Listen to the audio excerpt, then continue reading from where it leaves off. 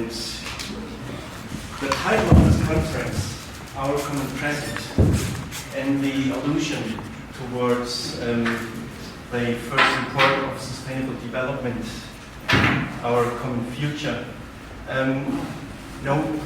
made me think about what are we doing in our educational programs, which I'm going to present today. And we are actually confusing or playing with the dimensions. Because what I'm doing is, I'm working as a research educator at the University of Munich, the technical one. So I teach science teachers to be good science teachers. And my specialty is to take them out. We have a student research center owned by the university. It's brand new in Berchtesgaden, which is a mountain resort just 2 hours southeast of Munich. And it was created as a training center for youngsters from 5 to 18 to learn all about science. And it is located in the middle of the mountains at a national park, actually where there are wolves. Not so many, but they are seen. And one of our colleagues is one of the wolf specialists in Germany. So a connection here.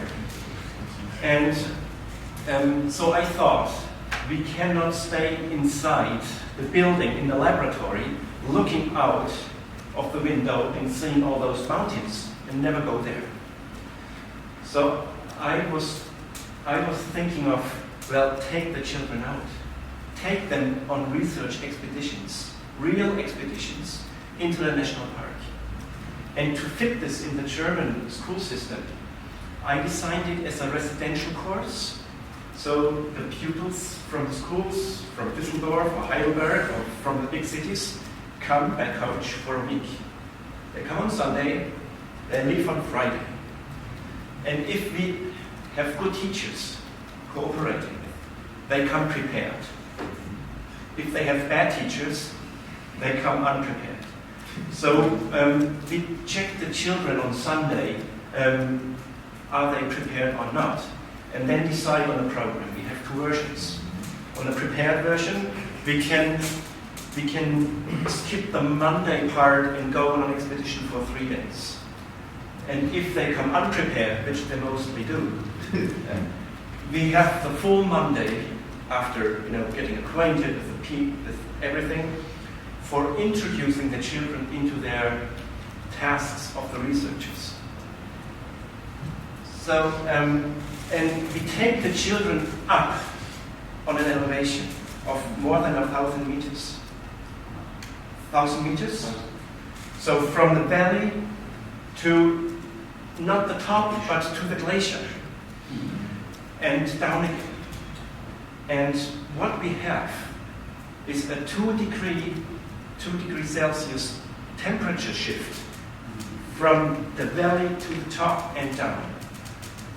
And what we can do here is we can project the presence into the future. Because on the way down, the temperature, the annual leverage temperature, becomes 2 degrees warmer.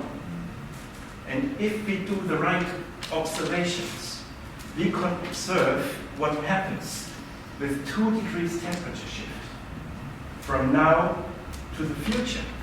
So actually, we let the children go down into future.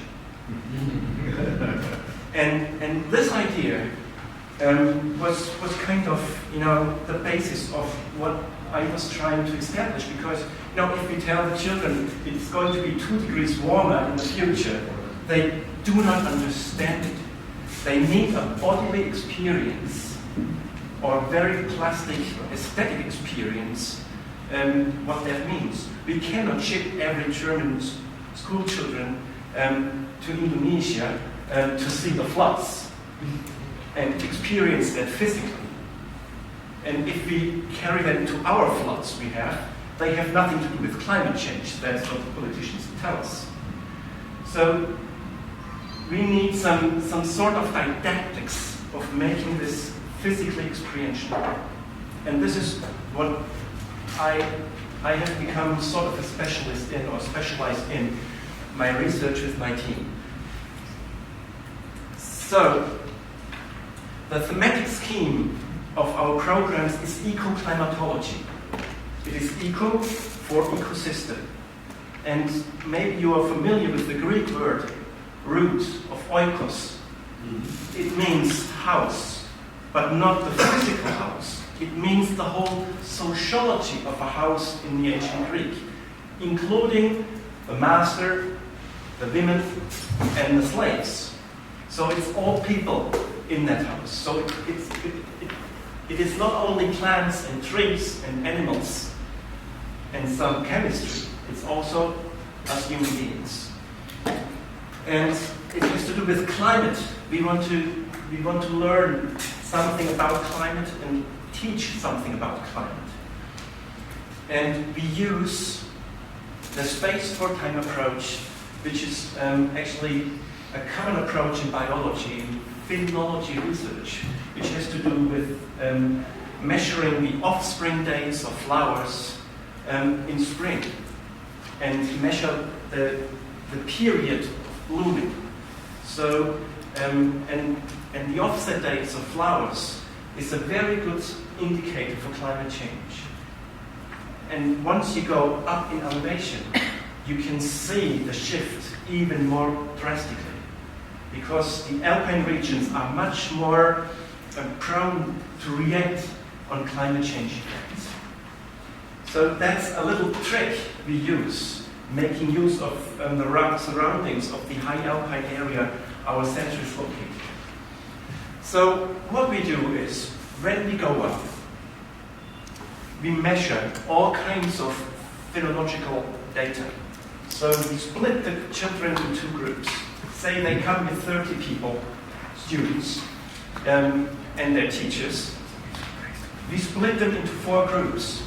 2 groups are doing botany, 2 groups are doing other stuff. And we can actually split those 2 groups, the 15, into even 3 or 2 groups, because we use my students. I bring in students into those courses so that the students can learn how to teach properly. And so we can actually have 3 to 4 children together with 1 grown-up assisting them during the research process, and actually also taking care of them in the mountains, because you get them out in the mountains. It's difficult terrain sometimes. So we have those alpine trained people in small groups. You don't want to have 30 people in a row going up the mountain. It takes a kilometer. So we have those very effective cells. So one group, the botanists, learn everything how to detect their plants, so they are signed up 1 plant or 2, and they're now in the lab on the Monday, they're preparing, they learn the little details and how to detect their plants, because what they're going to see, depending on the time of the year, might be just a leaf, or might be a flower fully developed, or might even be a flower that has been had its blossom time, even on the same day. Because remember, we have the time shift. We go back maybe 2 months on 1 day. So they need to be able to detect their plant, and then in the field they need to refine it and take notes. So every 100 meters of elevation, we take the notes. So this is very methodologically. So that's what the botanists do. We have the weather group. We call them weather group. Of course, they're not only measuring weather. They also measure chemical data. Soil is a very important factor of how the plants develop during the year. Also, exposition. It makes a big difference, especially in the mountains, if it's a meadow that goes south or is facing north, or if there's big rocks in the area that reflect the light and reflect the heat. also snow coverage, and all sorts of abiotical factors. So we have those two groups, and in the beginning those two groups don't know very much what the other group is doing. You know, they are trained independently. And of course, as university people, we are interested in the effects of our teaching. And I'm working in a self-determination theory, both for the creation of those projects, but also from a research perspective in the evaluation. So I believe strongly that autonomy support of the children who want to learn something is very important. You need them to do things by themselves, find out things by themselves. Of course, you cannot say, try. It will not work, especially not if you have a limited time. You need to support them in order to perceive autonomy. This is the art of education, I think. Make students believe that they discover it themselves in a limited period of time. And then, of course, they need feedback circles of competence. And not starting on Sunday and the first feedback they receive is on Friday. They will not be activated during that time. You need short circuits of competences. So from 10 minutes to the whole week, or even further. So that's something you need to create. And of course, they only learn if they feel better. So you need to concentrate on relations. There are two kinds of relations, teacher-student relations and student-student relations. So you need both addressed in an active way. And then, according to the theory, if you put those three ingredients into the equation, you will get a maximum of intrinsic regulations. And this is what we want. We want them to be intrinsically motivated. They need to be eager to learn and not being assigned something they have to do. And it works. I will show you. So the botanists, they have guiding questions. How do I find my plants in the field? So I need to know something about it. And what does it tell me about its environment? So is there any neighbor plants? Are there plant sociologies I can see? You know, I maybe have to talk to the other group that, you know, has other plants. I need to know a little bit about abiotic factors and about plant phenology, so how does it look over the year. So we start in the lab. We are well equipped, so the students can actually use equipment they are not so used in school. And also when they go in the field, they have these call them the field bags. So it's three students or 4 students are assigned one field bag, and it's packed with equipment that costs probably 1,500 euros. So really good equipment that works. And this is sponsored by the Bosch Foundation, so we have actually the money to do this. So we measure a lot of abiotic factors, as I told you, and the landscape ecologists and meteorologists learn about weather and climate and what it means. They learn about, you know, things they can measure on the elevation, and they learn, most importantly, how the weather and the climate shape the land. Because this is very important to understand, to correlate the data. They need to know what happened there over the last 20,000 years since the last ice age. And they need to know the specifics of a certain spot on the landscape. So they also start in the lab, they learn about pressure, they also construct their own measurements tools. So to understand the science behind the tool, it's always good to create your own. So that's what they do, and they collect data, and we have the special thing that in the national park, there's one official, there's a number of official measurement points, and we can connect our computer into it and actually get the actual weather data and compare it to those the students have taken with their own tools.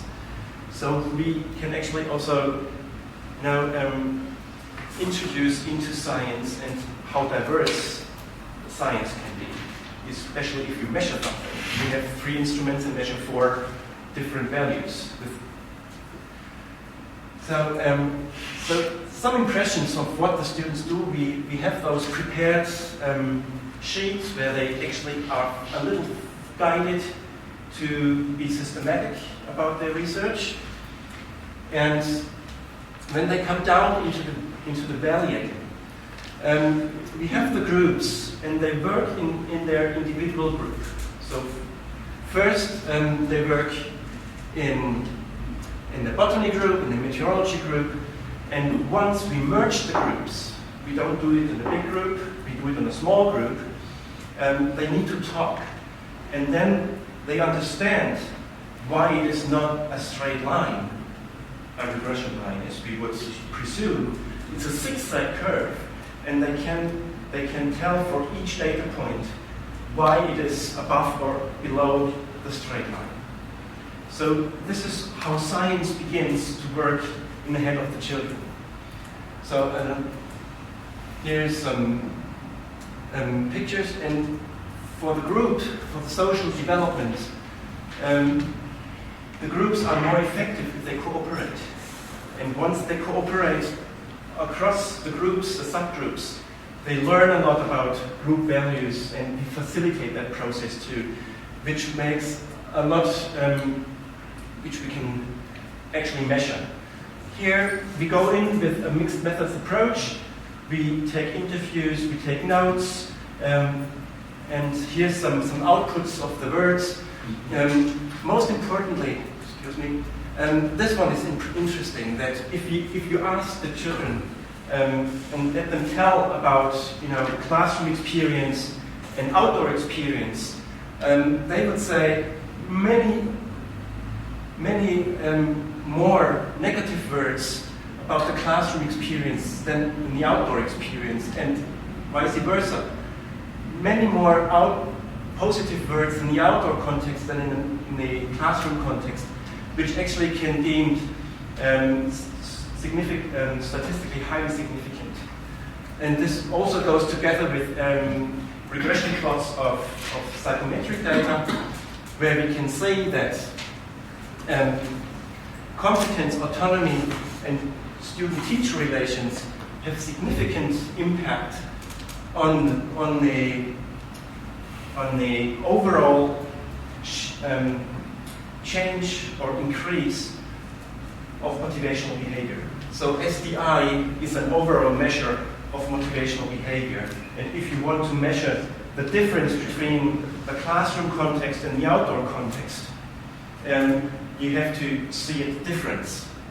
And if you calculate the regression of the increase of competence, autonomy, and student-teacher relations to the difference of overall motivation, you can see the same pattern all over all categories.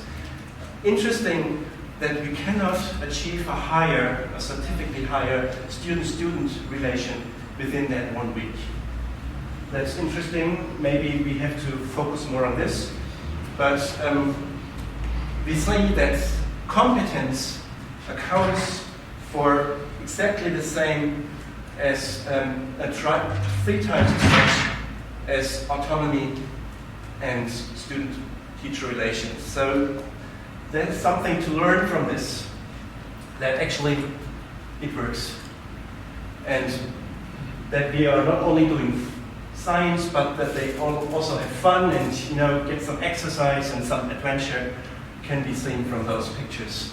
And we conclude we should take the children out for learning and confront them with nature and actually teach them what nature has to tell us.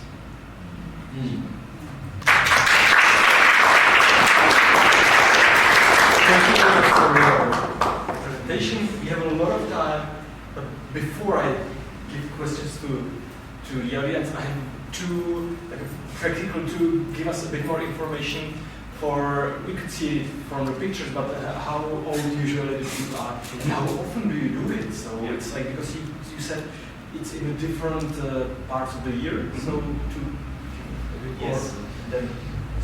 So the programs are designed for children from 4th class, so actually it's primary school, up to 12th graders.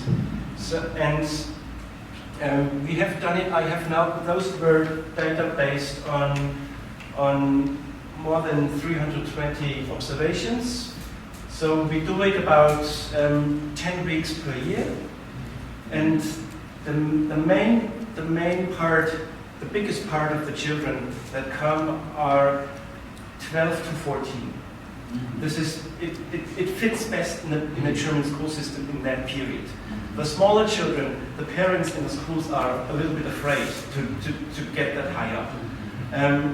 It worked well, but you know, it's a culture thing. And I have one program now with 12th graders. I work with one class for a whole school year, actually 1.5 school years.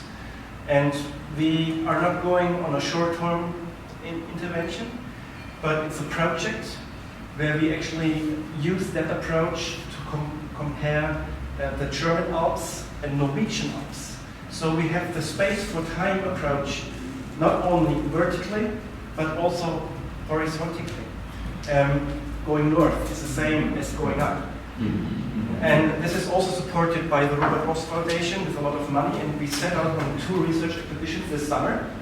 In June we go to the Alps for a week, and in July we go to Norway for 2 weeks and measure, you know, all those parameters. And Professor Annette Menzel, she's actually IPCC lead author and Peace Nobel laureate in 2007 with the IPCC. At our university, she's supporting this kind of research. So I'm working very closely with her as a climate researcher, and the data we get from the students also go into her research. So we are setting up right now a sort of a citizen science approach. So this is growing, and I have also developed winter programs, but not in climatology, but wild year hibernation in snow. So we learn all about snow physics, and how the isolating factor of snow can be good for animals, but the different layers of snow causing avalanches can also be a danger. So this is a different approach to wild deer ecology. Thank you. So please, questions, comments? For an interesting presentation, I have a question. Do you suppose that your knowledge, your results will be shared into normal education process? It seems to be like a research. Yeah. Not a big laboratory, outside of laboratory experiment. Yes. But this result will be shared with the society, the other schools. I understand the problem, and it's exactly the problem I was facing when my idea of outdoor teaching in German schools was frustrated by the German school system. So I decided to use a little window to get into the schools, which is the annual residential go. So, and I wanted to show with my research that it works. It is a much better way to teach science combined with indoors. So this was to kick the door open. And it actually kicked 1 door or 2 doors open. I'm now working with a primary school that want to completely use the Danish system of Schule, outdoor school, to have 1 school day per week assigned to outdoor teaching.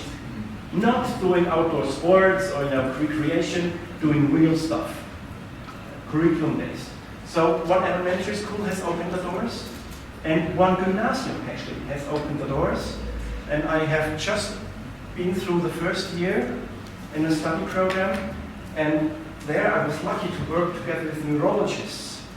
And we have the data right now We measured the cortisol levels of the school year, and we measured also the effects on the brain. So I scanned the children before the school year and the brains of the children after the school year in an MRT. And we had a control group in the same school. And we have significant support for our hypothesis that those children being taught outdoors have a better stress resilience and way lower stress levels during the school year than the children in the control group. Now we have the data. So this kind of research, which is very high, cost intensive and everything, I admit it's an elite project, accessible for everyone, but we pay for it. I have put in 400,000 euros into this, just supporting the children.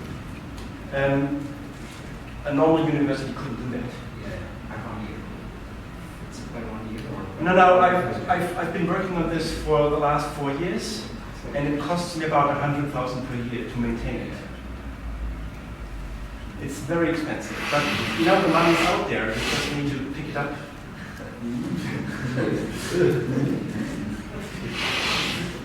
The university has not spent a cent on it. It's all third-party money. Except for my salary, the university hasn't paid anything. So this is all privately sponsored. Thank you.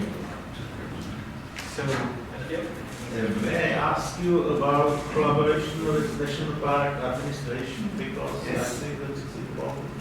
Yes, we work with the Nationalpark Berchtesgaden. Also in a research project we are setting up right now with Boston University and the Chinese Academy of Science. We want to use that. We want to use that model in a public available thing. So we are producing a smartphone application which we want to give to the hikers in the national parks. And the app is designed in a way that it has a high entertainment level for the hikers. And they can use the app and send the data of flowers, of springs, to a big data set. And we also want to include schools. And if there's interest from other national parks to participate, I'd be happy to share information and include this. We are still looking for money. So we were not successful in the first round with the Belmont Forum, which is a big global organization, but we will work on this, keep working, because the partners are really good. And I think the idea is also good, and more partners might really improve this. So I'd be happy to share information with this. Thank you. Please. Well, it's a really fantastic experiment, but I have a very focused practical question about the safety rules. How many persons of for the group of So we have 2 hunters keeping up the wolves. Now, as I told, I have created a study program at our university. It's a short-term study program going over 2 semesters as an add-on. And I educate every year 15 students with the skills to lead children in the mountains and teach on a high academic level and teach on a high pedagogical level. So it's kind of the best of our students get this chance to be educated in this way. So I have 15 students I can distribute over the whole year, and as part of their study assignment, they need to take internships. So I don't pay them, of course. So they are in the courses and learn how to teach. So we have 1 grown-up, 1 adult with 4 children. And you can send them in the mountains. So no child is alone in the mountains. No way. Yeah? And sometimes they stay overnight on bivouacs. So they have real adventure. And I have also researched that kind of adventure impact and the socializing impact. It is interesting that boys want to be pushed high. They have They have heartbeats up to 190 during the hike. And they like that, and they need it, and they perform better if they have it on an average. And we have the girls, they don't like that particularly. They like to be on a steady pace, not so much physical impact, but more social impact. So the girls perform better if they have a good social support. That's something we found out in our research I didn't focus on today. So actually we also need to gender our approaches a little bit. So I don't value this. I just have the data and tell them, well, don't break the boys, let them run, it's fine. And don't push the girls, it's fine. Let them have their own pace and choose it. Of course, you have these exceptions to the rule. So that's something the pedagogue needs to take care of with his or her eyes and not from statistics. But in general, that's a pattern that we can see. So safety is, we have strong safety protocols. So last comment, question. Okay. I'd be happy to share any information. You can contact me and I have a few cards with me. So I'd be happy to cooperate. Thank you very much.